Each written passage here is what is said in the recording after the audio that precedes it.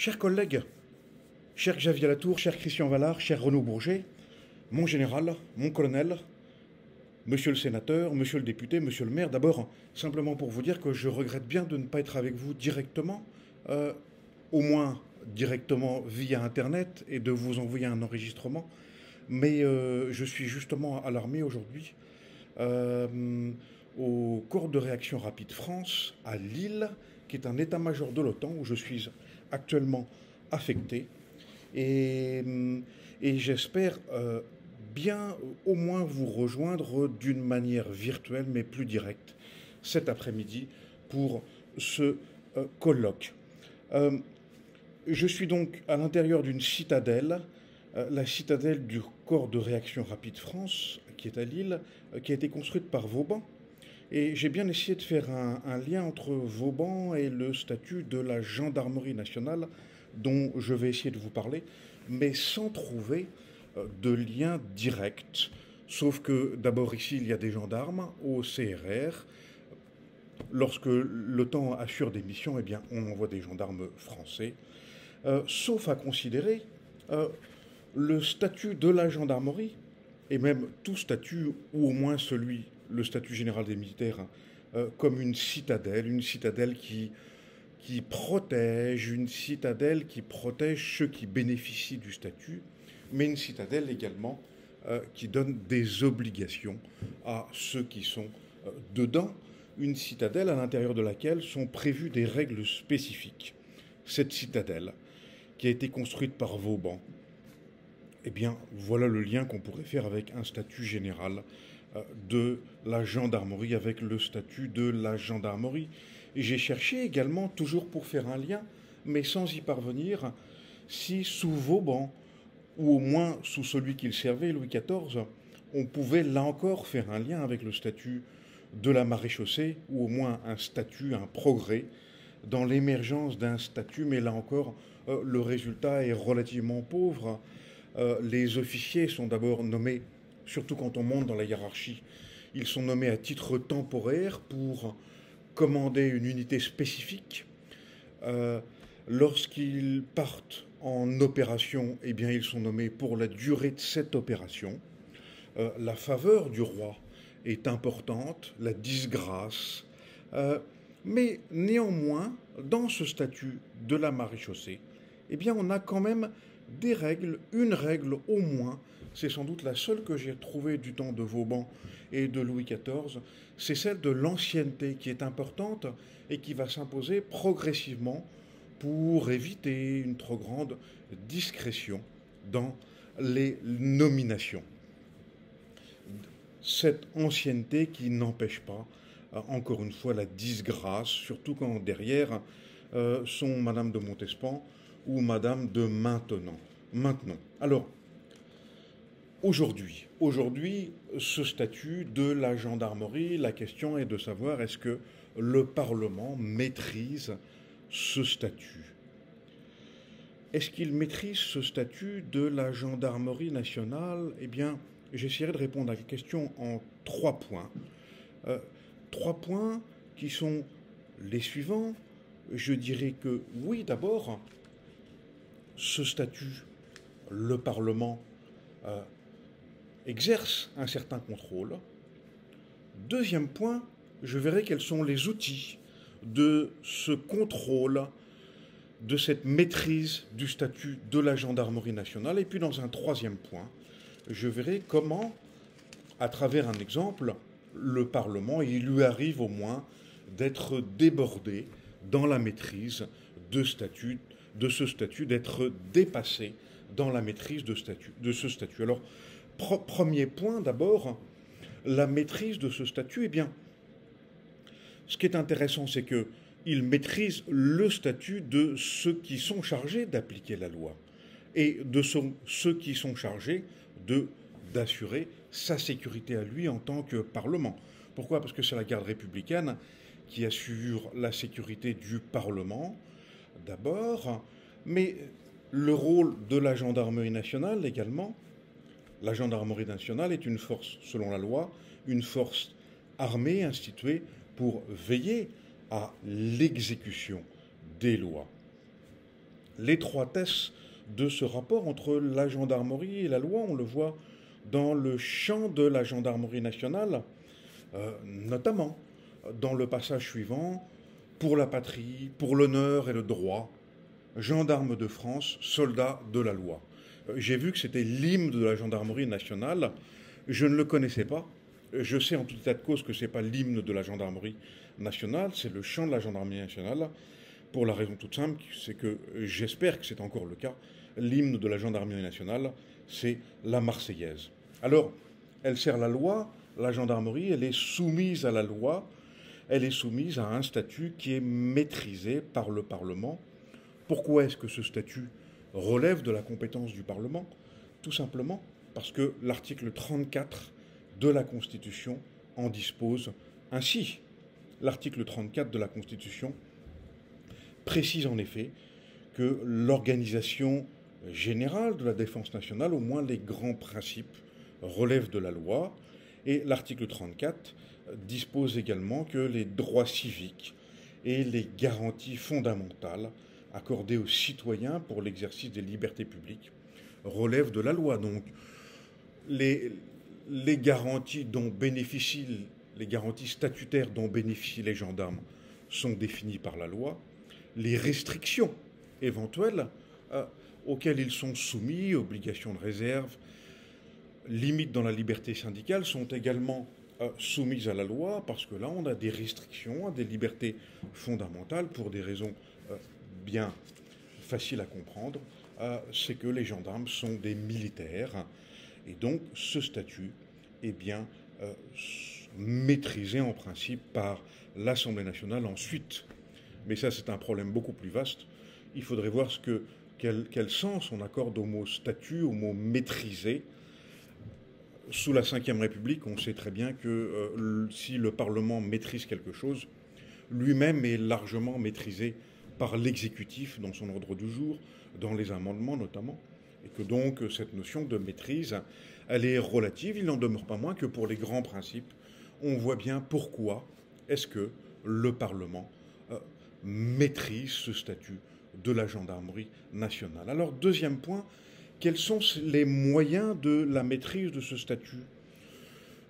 Je passerai relativement rapidement, d'autant que j'ai très peur que, quand j'aurai terminé cet exposé, le logiciel me dise que mon fichier est trop gros pour pouvoir l'envoyer à l'université de Nice. Donc je vais aller d'autant plus rapidement.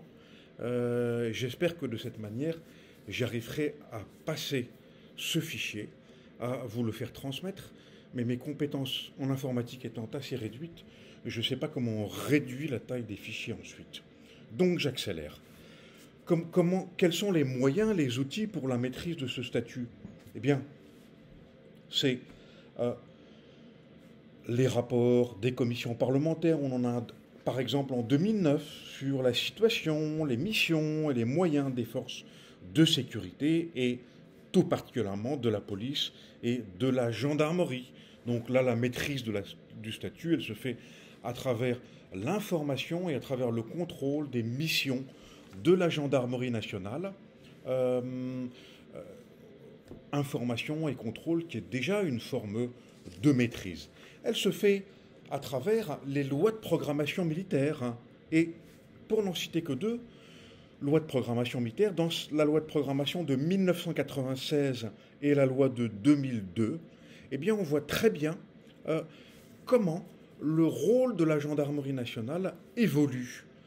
Il faut se remettre dans le contexte. 1996, chute du mur en 1989, et dans les lois de programmation de 92 puis de 96, c'est le maître mot, toucher les dividendes de la paix, on commence à voir une évolution qui est marquée dans ces deux lois de programmation, au terme desquelles le contrôle, la sécurité du territoire est progressivement abandonné par l'armée de terre, qui sont davantage voués à la projection. Ça a déjà rechangé depuis, mais en 1996, le contrôle du territoire étant confié désormais en priorité, selon les termes de la loi de programmation militaire de 1996, la protection du territoire national passe à la gendarmerie. Ça devient une priorité pour la gendarmerie nationale. tandis que ça n'est plus une priorité pour l'armée de terre qui était davantage projetée. Ça a de nouveau changé depuis. Mais ce que je veux dire par là simplement, c'est que cette évolution du métier de la gendarmerie, eh bien, on peut la percevoir d'une manière très nette dans les lois de programmation militaire. Troisième outil de contrôle, troisième moyen pour le Parlement de maîtriser ce statut, de maîtriser les missions de la gendarmerie nationale, eh bien, c'est dans la loi, les lois classiques cette fois-ci, et on le voit. On a un exemple évidemment très net avec la loi du 3 août 2009 relative à la gendarmerie nationale, où là, le Parlement exerce son contrôle sur le statut de la gendarmerie nationale. Et je ne donnerai qu'un exemple, tout le monde le connaît, tout le monde connaît cette grande loi sur la gendarmerie nationale, une loi quasi révolutionnaire dans son fonctionnement. Je ne m'intéresserai à travers la discussion de cette loi par la gendarmerie nationale que à propos d'une motion de rejet préalable à la discussion de la loi. Pourquoi est-ce qu'il y a eu une motion de rejet préalable à la discussion de cette loi? Parce que plusieurs députés se sont fait l'écho des risques de cette réforme par laquelle la gendarmerie était désormais rattachée organiquement au ministère de l'Intérieur. Et c'est intéressant pourquoi ils ont eu tort, et j'espère qu'ils continueront à avoir tort, mais je pense que c'est le cas. Pourquoi est-ce qu'ils avaient déposé cette motion de rejet préalable? Parce qu'ils considéraient que la réforme opérée par la loi du 3 août 2009 était le préalable à la disparition de la gendarmerie nationale. Et ils citent, à l'appui de leur motion de rejet, le général Capdepont. Et ils citent également, à l'époque, le chef d'état-major de l'armée de terre, le général Jean-Louis Georgelin, qui disait qu'on n'avait jamais vu un corps à statut militaire en dehors du ministère de la Défense exister, et que donc cette réforme était un saut dans l'inconnu, qu'il fallait s'inquiéter. Cette motion de rejet préalable, évidemment, n'a pas été retenue, mais elle nous montre que le Parlement va tout au moins essayer de s'informer, de contrôler, de maîtriser dans une certaine mesure ce statut de la gendarmerie nationale. Alors, troisième et dernier point, il ne concerne pas directement le statut de la gendarmerie nationale, mais le statut général des armées, d'une manière plus générale, mais je me permets d'en parler parce que c'est un gendarme qui est à l'origine de cette évolution.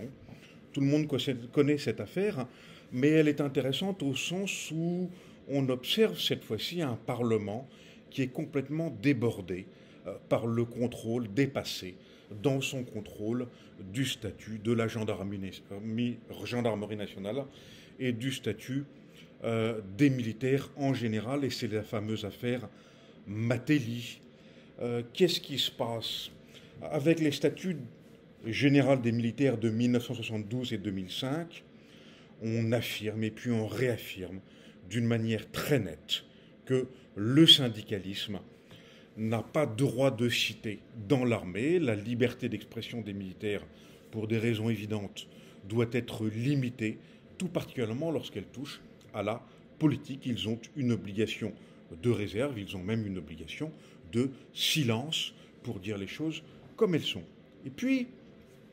Et donc le Parlement a adopté à 2 reprises, en 72 et 62 et en 2005, cette position.